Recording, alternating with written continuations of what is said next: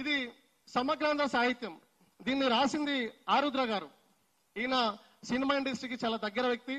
ఈయన దాదాపు 10 సంవత్సరాలు కష్టపడి సమగ్రాంధ్ర సాహిత్యం అనేసి 13 సంపుటాల్లో మన తెలుగువారి చరిత్ర, ఆంధ్రుల చరిత్రను తీసుకురావడం జరిగింది. ఈరోజు ఇది చాలా వ్యాలిడ్ పుస్తకం. ఈ పుస్తకంలోని ఆయన ప్రస్తావన చేసింది ఏంటంటే, రాయల యుగం అనేది 1336లో స్టార్ట్ అయింది. 1336లో స్టార్ట్ అయ్యి 1336లో విజయనగర సామ్రాజ్యం స్టార్ట్ అయింది. కాకతీయ సామ్రాజ్యం పతనం తర్వాత 1323లో కాకతీయ సామ్రాజ్యం పతనం అయిన తర్వాత ఈ తెలుగుదేశంలో తెలంగాణలో వచ్చేసి పద్మనాయకులు, తీరాంధ్రలో వచ్చేసి రెడ్డి రాజులు, రాయలసీమలో వచ్చేసి విజయనగర సామ్రాజ్యం ఆవిర్భావం జరిగింది. అప్పుడు 1327-28 మధ్యకాలంలో ఢిల్లీ సుల్తాన్ తుగ్లక్ అనగొందను ముట్టడించినప్పుడు ఈ హరిహర వీరమల్ అనే వాళ్ళు అనగొందలో వీళ్ళు దండనాథులుగా పనిచేశారు.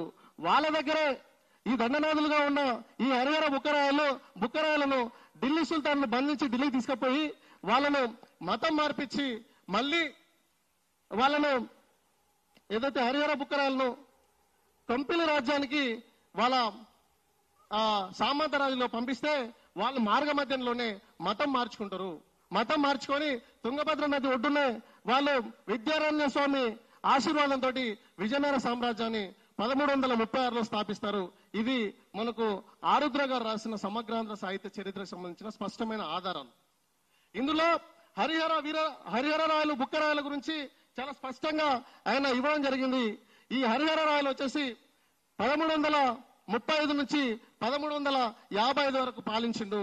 ఆ తర్వాత బుక్కరాయలు వచ్చేసి 1355 నుంచి 1377 వరకు పాలించారు.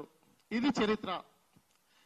అయితే ఇక మాకు అభ్యంతరాలు ఏమున్నాయంటే 1335 నుంచి 1355 వరకు మాత్రమే పాలించి రాజ్యాన్ని పాలించి తర్వాత ఆయన చనిపోయాడా, మరి తన రాజ్యాన్ని తన తమ్ముడికి ఇచ్చి తన విశ్రాంతి తీసుకున్నాడు అనేది చరిత్రకారులు ఎక్కడ గుర్తించలేదు. కానీ మరి 1335 నుంచి 1355 వరకు మాత్రమే పాలించిన హరిహర రాయలకి 1650 సంవత్సరంలో ఉన్న ఔరంగజేబ్ మధ్య ఎలాంటి సంబంధం ఉందో ఈరోజు చిత్రహీనుడు చెప్పాల్సిన అవసరం ఉంది.